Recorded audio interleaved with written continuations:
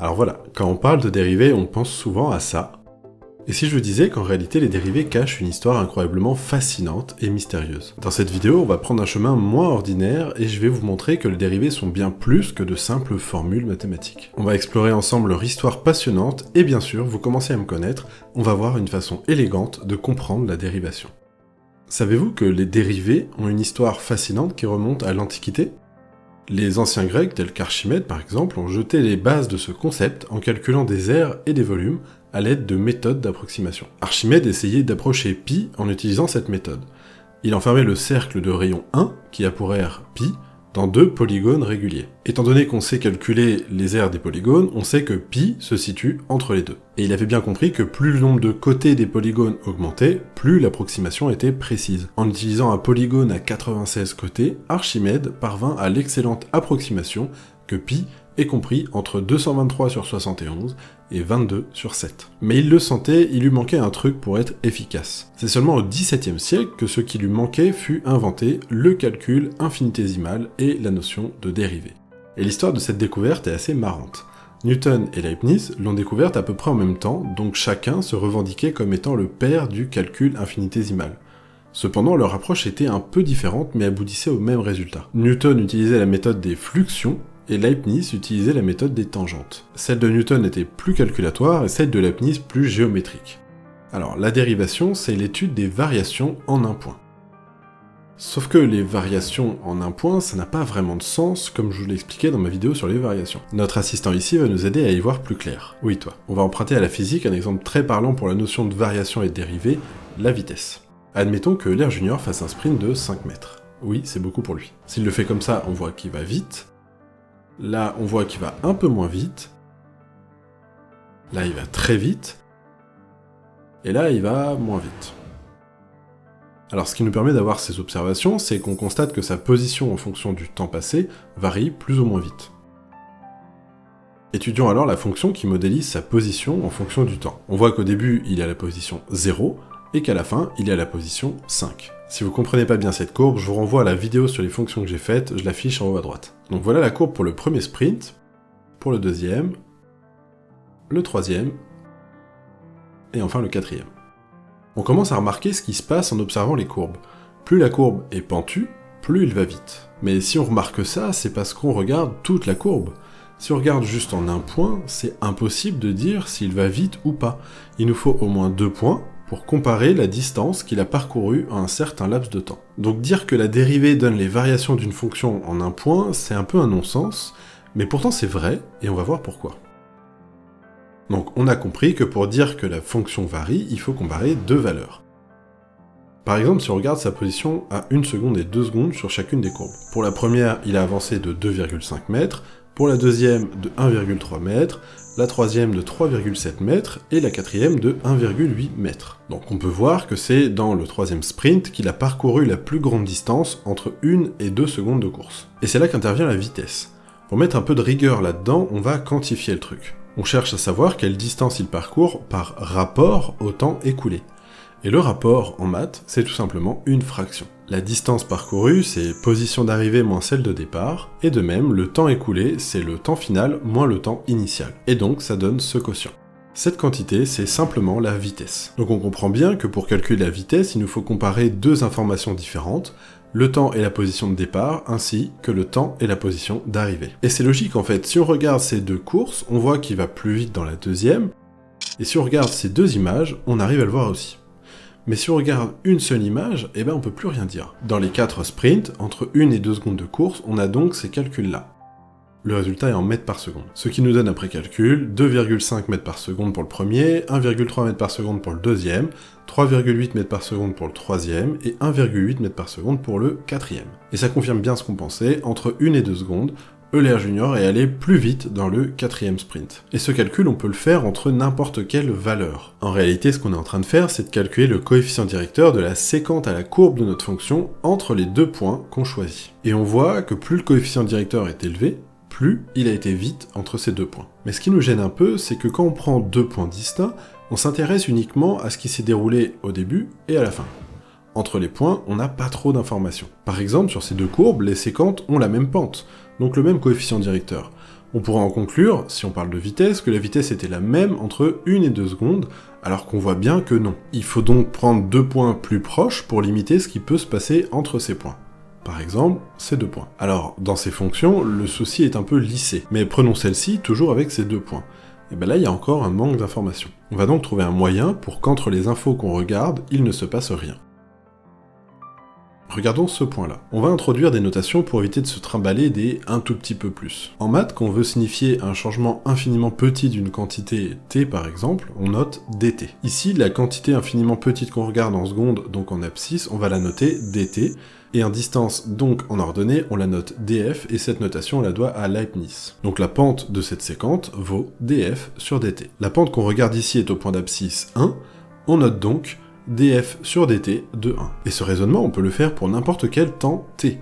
Donc de manière générale, on note df sur dt de t, cette pente. Et là, mes amis, on vient de créer la dérivée selon Leibniz. La formule qu'on utilise généralement, c'est celle-ci. Et vous vous demandez sûrement d'où elle sort et quel est le rapport avec ce qu'on vient de voir. Et bravo, c'est une question très pertinente. Rassurez-vous, on va voir ça ensemble tout de suite. Donc l'idée, c'est de regarder ce qui se passe en un point de la courbe. Appelons-le A, et disons qu'il a pour abscisse petit a. Si vous avez bien regardé ma vidéo sur les fonctions, vous savez donc que son ordonnée vaut f de a. L'idée va être de reproduire la méthode et le concept de Leibniz, mais sans utiliser les df, dt ou dx. On va donc prendre un autre point, qu'on appelle b, qui est un petit peu plus loin. On a décalé l'abscisse de h, et donc b a pour abscisse a plus h, et pour ordonnée, f de a plus h. Et si on calcule maintenant la pente, ou le coefficient directeur, c'est pareil, de cette séquente, on trouve qu'elle vaut ça. Alors c'est joli, me direz-vous, mais il peut s'en passer des choses entre A et B. Et encore une fois, vous avez raison, et c'est pour ça qu'on va pas s'arrêter là. On veut faire en sorte que B soit le plus près de A. Autrement dit, on veut que H soit le plus proche de 0 possible. Et regardez bien ce qui se passe quand B est infiniment proche de A. Pour le voir, on va faire un zoom autour de A.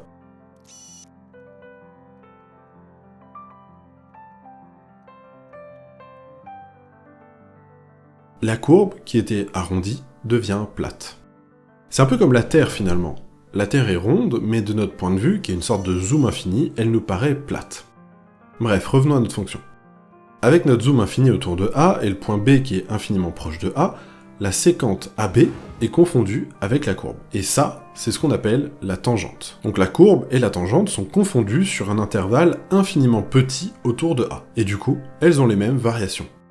Et on sait que les variations d'une droite dépendent du signe de son coefficient directeur. C'est pour ça que les variations d'une fonction sont liées au signe de la dérivée qui correspond au coefficient directeur de la tangente en chaque point. Mais bref, ça c'est la théorie.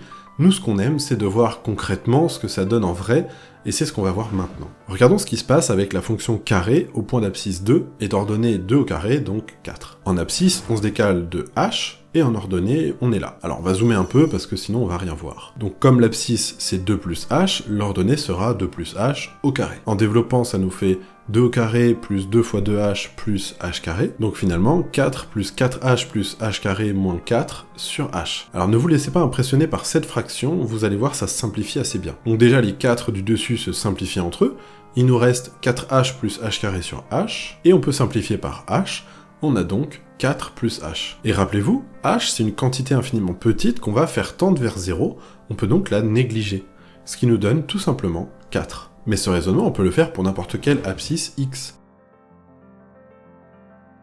Et à chaque fois, on trouve 2x. Vous aurez là reconnu la dérivée de x carré. Je vous laisse essayer de faire ça avec x puissance 3, elle est assez simple aussi. Vous devez trouver que la dérivée vaut 3x carré normalement. On va pas toutes les faire, on va juste voir ce qui se passe quand ça marche pas comme on le voudrait. Regardons la fonction sinus et faisons le même raisonnement. Si on regarde ici un point d'abscisse x et du coup d'ordonnée sinus de x et qu'on se décale de h, la nouvelle ordonnée vaut donc sinus de x plus h, et là on peut pas faire grand chose. Si on développe en utilisant les formules, on a que sin de x plus h c'est sin de x cos h plus sin de h cos x. Et là on peut pas trop s'en sortir si on connaît pas les limites classiques de trigo. Mais il y a en réalité une autre façon de voir la dérivée, c'est le point de vue géométrique. Alors qui dit trigo dit cercle trigo. On va faire apparaître dx et d sin de x dans le cercle trigo. Regardons un angle x dans ce cercle. On trouve donc ici le sinus de x. Donc on veut faire apparaître dx et d sin de x, ça veut dire qu'on va se décaler un tout petit peu. Et on fait encore un zoom pour y voir quelque chose. On a donc ici dx et ici d sin de x. Et il y a ce triangle qui apparaît. Et bien il y a un truc assez joli, ces deux triangles sont semblables. Autrement dit, on retrouve ici l'angle x. Si vous n'êtes pas convaincu, prenez un papier et un crayon, c'est assez simple à montrer. Donc on va virer le reste et s'intéresser uniquement à ce nouveau triangle. Il est rectangle, donc on peut écrire les égalités de Trigo par rapport à cet angle. Donc nous, on a le côté adjacent et l'hypoténuse, c'est donc le cosinus qui nous intéresse. Donc finalement, cosinus de x, c'est d sin de x sur dx. Et ça, c'est exactement la notation de Leibniz pour nous dire que la dérivée de sinus, c'est le cosinus. C'est plutôt cool, non ? Alors, et Newton dans tout ça? La méthode de Newton est un peu plus analytique et elle est basée sur les fluxions. Il l'avait pas publié par peur de se faire un peu lyncher par ses confrères et vous allez voir pourquoi.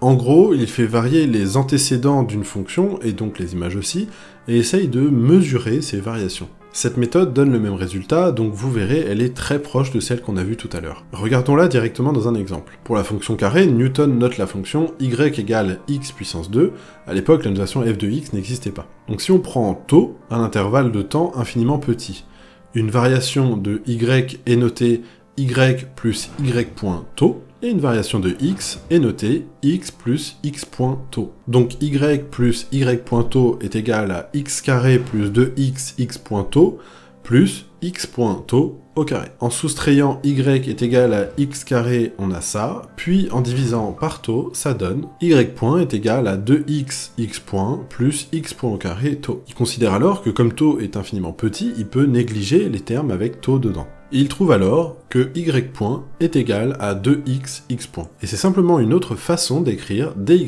est égal à 2x dx. Et ce qu'il a freiné pour publier, c'est le fait d'avoir négligé ces termes. C'était, selon lui, pas rigoureux et donc pas mathématiquement correct. Comme vous avez pu le comprendre, les concepts de dérivation introduits par Newton et Leibniz sont sensiblement les mêmes. Et si on veut parler de la dérivée d'une fonction définie par y égale f de x, Leibniz notait dy sur dx, cette notation est très utile lorsqu'on dérive une fonction à plusieurs variables.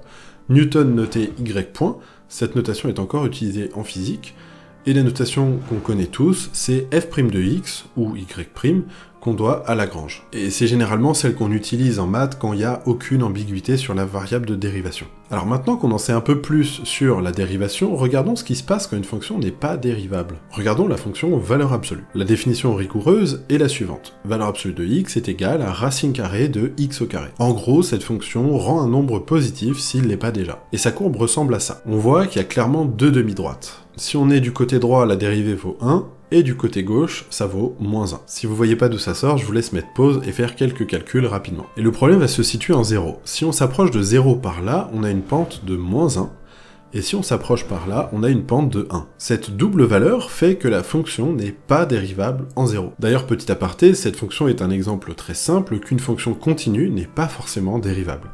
Et alors je pouvais pas faire cette vidéo sans vous parler de cette fonction. F de x est égal à la somme pour k allant de 0 à l'infini de a puissance k cos de b puissance k pi x. Alors cette fonction, ou plutôt cette famille de fonctions, est moche, on va pas se mentir. Et sa courbe l'est encore plus, ou alors sa courbe est magnifique, il y a deux façons de voir la chose. Cette fonction, on la doit à Weierstrass, et voici à quoi elle ressemble. Alors, d'après vous, qu'est-ce qui en fait une fonction si particulière? Je vais zoomer pour vous donner un indice. Alors je suis sûr que certains d'entre vous l'ont compris, elle est continue et nulle part dérivable. Comme pour la fonction valeur absolue qu'on vient de voir, cette fonction a un souci avec sa tangente potentielle, mais pas seulement en un point, c'est partout. On peut voir ça comme une sorte de fractal, c'est-à-dire un motif qui se répète à l'infini. Je sais pas vous, mais moi je trouve ça fascinant. Bref, on va se quitter là-dessus. Si ça vous a plu, je compte sur vous pour vous abonner et mettre un like, et comme d'habitude, je vous souhaite le meilleur, et je vous dis à la prochaine.